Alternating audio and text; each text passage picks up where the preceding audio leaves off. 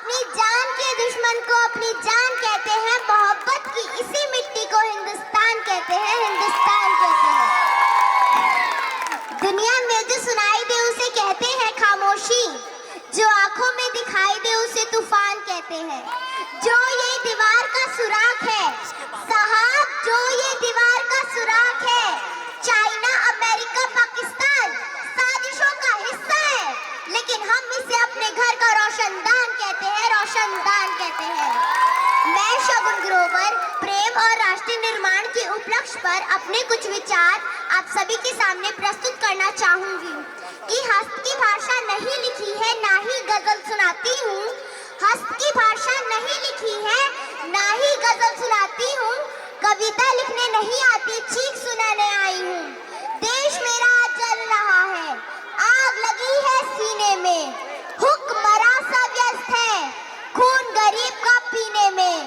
तो राम मंदिर या बाबरी का पक्ष नहीं मैं लाई हूँ, घायल भारत चीख रहा है, चीख सुनाने आई हूँ।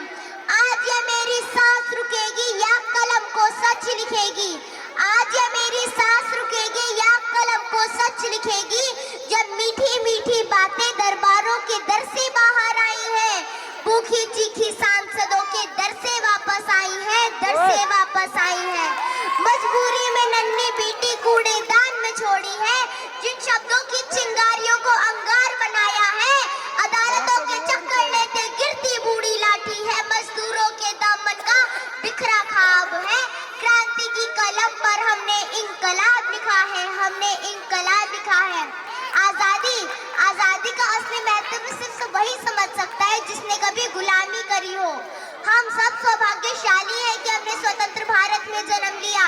यूं तो आजादी की लौ 1857 में ही जल चुकी थी, जो विशाल बनकर 1947 में हमारे देश को आजाद करवाई। मैं एक उदाहरण स्पष्ट करना चाहूंगी कि जब हम फिरंगियों के फेरे में फंस गए थे, तो मेरा रंग दे बसंती चोला की एक आवाज पर टोले के टोले उमड़ाते थे और उनके वंदे मातरम के नारे खून में आने वाला 5-5 डिग्री का तूफान अंग्रेजी शासकों की जड़ों में तूफान ला देता था।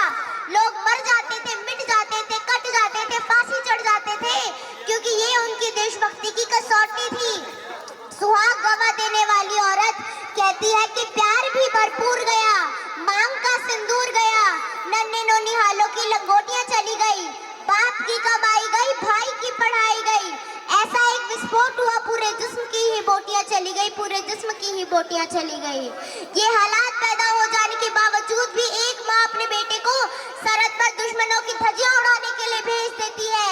माँ ने खत लिखा बड़े ही चाव से कि पुत्र मेरे ना घबराना, तुम 1 इंच भी पीछे मत हटना, चाहे इंच इंच कट जाना, चाहे इंच इंच कट जाना। इस तरह पूरा भारत अपनी देशभक्ति साबित कर रहा होता था। मैं ये नहीं कहूंगी साल में 2 बार तिरंगा लेकर घूमना देशभक्ति है, या फिर फेसबुक व्हाट्सएप पर 3 रंग की डीपी लगाना देशभक्ति है। नहीं, जब सड़क के फुटपाथ पर एक बच्चा नंगे पांव तिरंगे बेच रहा होता है, तो क्या आप उसे उसकी देशभक्ति कहोगे? नहीं, वह उसकी देशभक्ति नहीं, उसकी पेट की भूख की शक्ति है जो उसे ऐसा करने पर मजबूर कर देती है। क्योंकि वह ना तो मस्जिद को जानते हैं न शिवालों को जानते हैं, क्योंकि वह ना तो मस्जिद को जानते हैं न शिवालों को जानते हैं, पेट के भूखे सिर्फ भोजन के निवालों को जानते हैं, भोजन के निवालों को जानते हैं।